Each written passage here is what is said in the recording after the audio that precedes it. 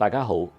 踏入第二季，全球市場受到地緣政治風險嘅加劇影響，隨住中東局勢嘅升溫，油價一度升至每桶109美元，推升咗通脹嘅預期，市場嘅波動性亦都顯著上升。目前全球經濟基本情況仍然偏向正面，預期唔會出現全球經濟衰退或者需求崩潰嘅情況。但係投資嘅取態已經變得更為審慎同埋更具選擇性。美國2月非農就業人口減少9.2萬，失業率維持喺4.4%，顯示勞動市場正逐步嘅放緩。中東局勢推高能源嘅價格，亦都令通脹嘅風險再度升溫。聯儲局喺3月嘅會議上維持利率不變，並強調中東嘅衝突帶嚟高度嘅不確定性，令到市場對今年減息嘅步伐預期大幅回落。歐洲央行喺2月維持利率不變，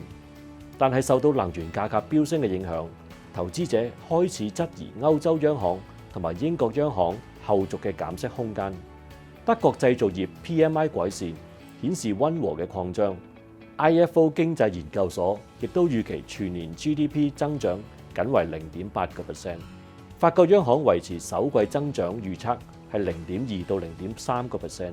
但係指出如果中東衝突令到能源價格持續高企，可能會削弱增長嘅前景。日本2025年第四季 GDP 按季年率增長1.3%，高於預期。主要受到私人消費同埋企業投資嘅支持。日本銀行2月會議維持政策利率不變，由於日元疲弱推高進口價格，加上日本高度依賴進口能源，中東油價嘅衝擊可能會加劇輸入型通脹嘅壓力。但係日本財政大臣表示，政府已經做好應對外匯同埋金融市場波動嘅準備。中國2026年增長目標定於4.5到5%，政策重點放喺支持內需，零售銷售喺首2個月僅按年升2.1%，顯示消費仍然疲弱。但係 CPI 同 PPI 數據顯示通縮壓力有所緩和。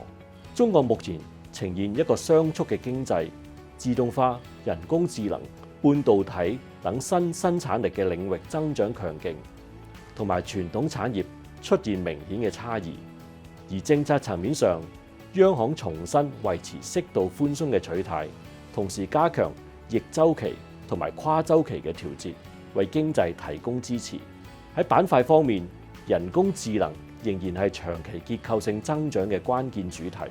部分工業企業將會受惠於全球人工智能基礎設施嘅建設，而非科技企業如果可以利用到人工智能提升生產力同埋盈利嘅能力，亦都有機會成為市場嘅焦點。總括而言，股市雖然短期受壓，但係仍然具韌性。如果地緣政治衝擊持續，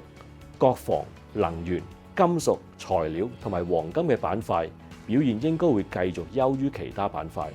但係隨住2026年全球經濟成長趨於同步並加速，科技板塊同金融、工業、能源同材料等周期性板塊之間嘅估值差距，亦都可以喺極端嘅水平回落。